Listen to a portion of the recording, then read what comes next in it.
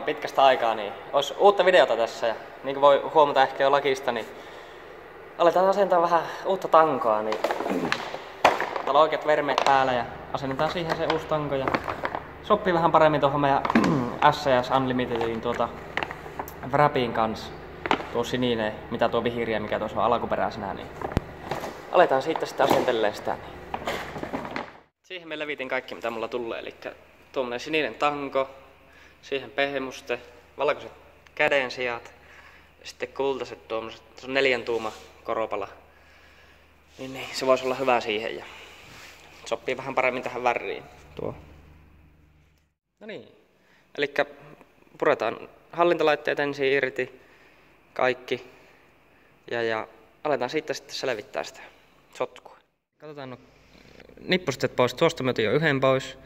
Saadaan nuo käälämpärit, kun ne pitää käyttää uudestaan, niin niiden johot ottaa irti täältä. Katsotaanpa, täällä taisi olla yksi, joka on tossa alla. Katsotaanpa, saako sen yhdellä kädellä tästä. Noin. No niin, otetaanpa kaasukahva sitten irti. Mulla on tässä tämmönen, se on 5 millin tuolla kuusijoukololla tuo munsteri kiinni.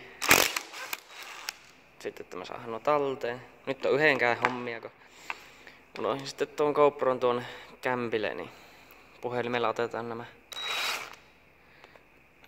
Tämmölläkin laske puhelin alas. Nyt otetaan tuo hätäkatkaisin pois. En ihan muista, että kyllä se jo aukesi kokonaan. Noin. Prokatu aivan palasiksi. Tällä puolella on kaikki irti, paitsi tuo otetaan viimeisenä sitten irti. Nyt mulla on tämä irti. Otetaan ensin tuo jarrukahva irti tuosta. Se on 8 millisellä.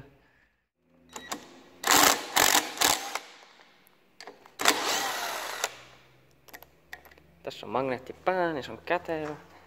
Pitää tehdä tälle hienosti, kun yksi käsi on... Oho, en lähtenytkään irti. No. Yksi käsi on käytössä vaan. Saanko me tuosta koukattua? Saadaan. No. Se olisi kans sitten irti. Joo, eli yritetään nyt ottaa nuo tubet irti. Mulla on tässä paineilimaa. Vahalletaan tuohon ja ne pullistuu. Niin. Se lähti noin helposti irti. Niin. Nyt mä teen toisen tuolle samalle. Ne saatiin pois. Vanhat tupet, alkuperäiset. Täällä on tämmönen, että se on teipattu kiinni tuohon. Ja siinä on pohjalla semmonen, pikku semmonen. Se on täältä teipattu kans umpeen, niin sen saa sitten se uuden tupenkin, kun me teipataan se uudestaan kiinni. Me näytään sen kohta sitten. Eli otetaan tästä teipit pois. Sitten aletaan vähän lämmittää sitä, että sen saa irrotettua helposti ja ehjästi. Ja ei tarvitse sitten uusia ostaa, kun ne maksaa ihan mukavasti. Eikä tarvitse alkaa niitä lämpäreitä juottaa uudestaan kiinni.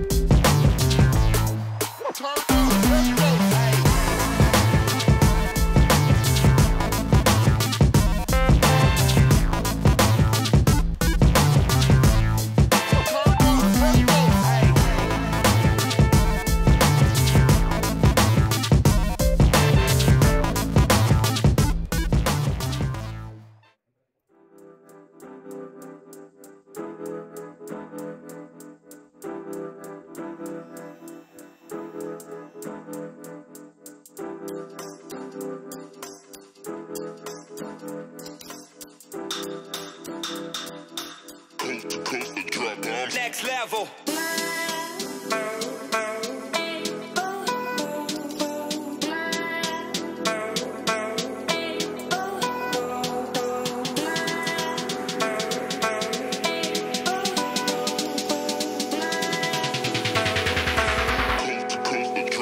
Next level.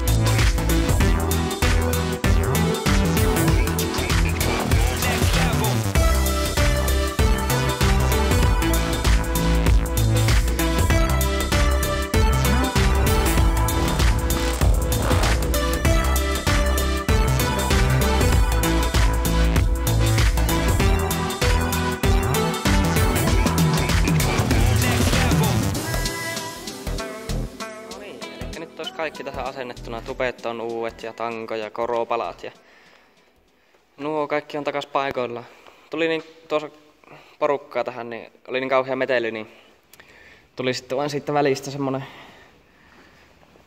varmaan montaa sitä joku semmonen asennusvideo, että, mutta kylläpä ainakin sain ne purut siihen ja yllättävän helppo oli tehdä, että ja aivan mahtavaa tämä kyllä on tämä tanko. Vähän tarroja uusia, niin ei mitään. Jatketaan siitä sitten seuraavassa projektissa.